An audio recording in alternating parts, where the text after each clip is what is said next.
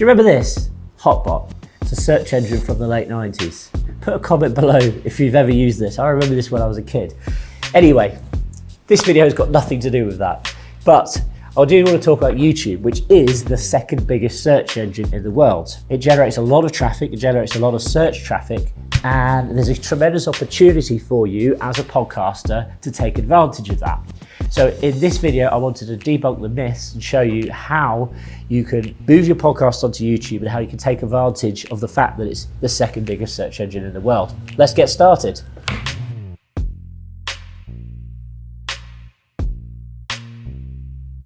So welcome to this video, my name is James. If you're new here, I create content all about podcasting and audience growth. I'm founder of radio.co, podcast.co and matchmaker.fm.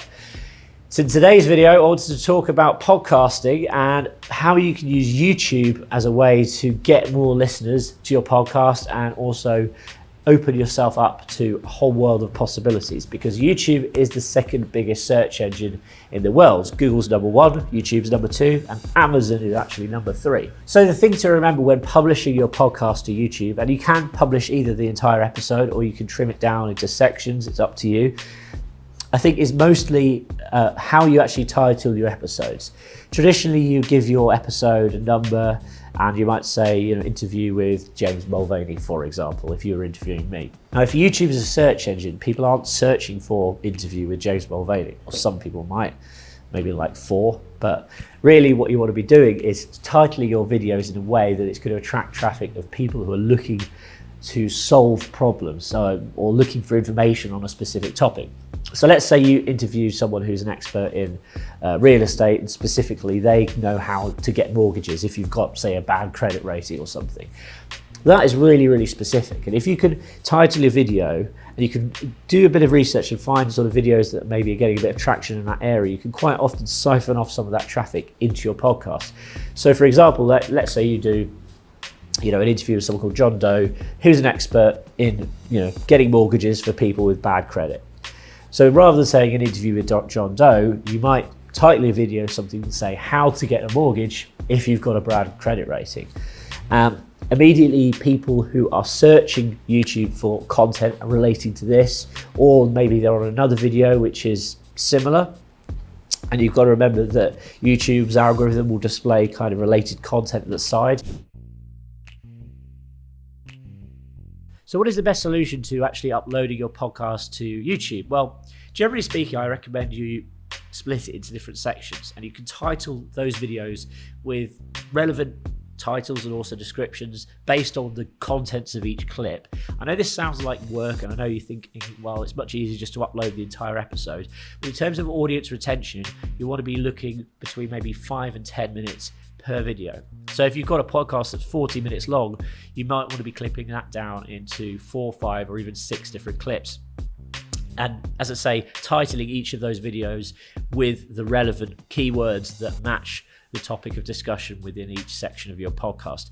You're going to get better results that way, you're going to get more traffic that way, and also it allows you to spread your content further. So rather than just saying episode number 1, interview with John Doe, mortgage advisor extraordinaire, suddenly you've got 5 or 6 different bits of content. One's talking about getting mortgage if you've got bad credit. One's talking about the top 3 mortgage providers right now. One's talking about something else relating to mortgages I'm not an expert on.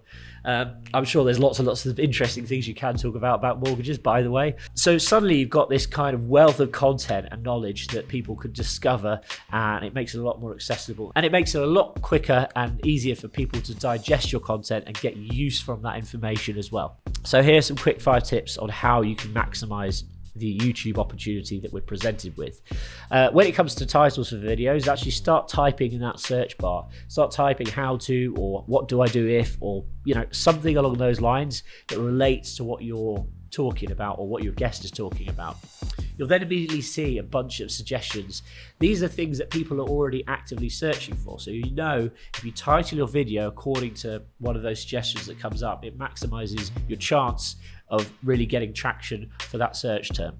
Secondly, if you have a guest on your podcast and you've produced content on YouTube, you've split it up into nice little clips, please ask them to share it with their audience too. There's no point of you just posting it on your own social channels. That's the whole point of having guests on, especially if you can produce it into actionable videos. They're more than likely happy to share this with their audience because it will be of use to their audience. And again, that's another way of driving traffic to your podcast, to your channel, and increasing your overall reach.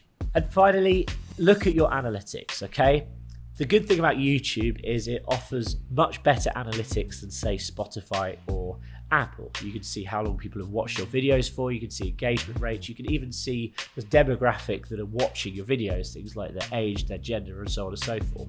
But most importantly, look at which pieces of content are performing the best. Go through your list if you've been doing it, say, a year, and look at the top 10 videos that have performed. If you're lucky, they might have a couple of thousand views, they might have tens of thousands of views, or really lucky, you might have even had hundreds of thousands or millions of views on one piece of content. And then, for goodness sakes, produce more content like that.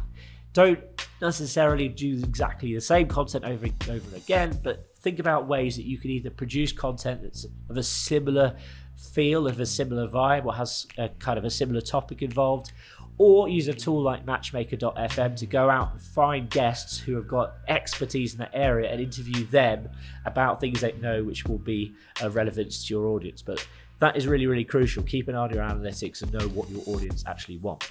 So thanks for watching this video. If you've got any tips of how you've managed to get most out of YouTube in terms of uploading your podcast episodes, I'd love to hear them. Please put them below.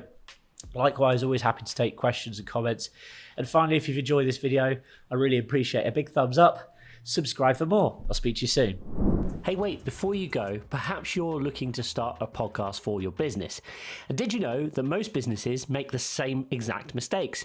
Whenever we work with clients who are struggling to get their podcast off the ground, or they're not getting the traction that they deserve, it turns out that most of the time they're making the same mistake. So what I've done is I've compiled a guide which is called the 5-Step Business Podcast Checklist, which will show you exactly what you need to know to get your podcast up and running without making the same mistakes that most other people do.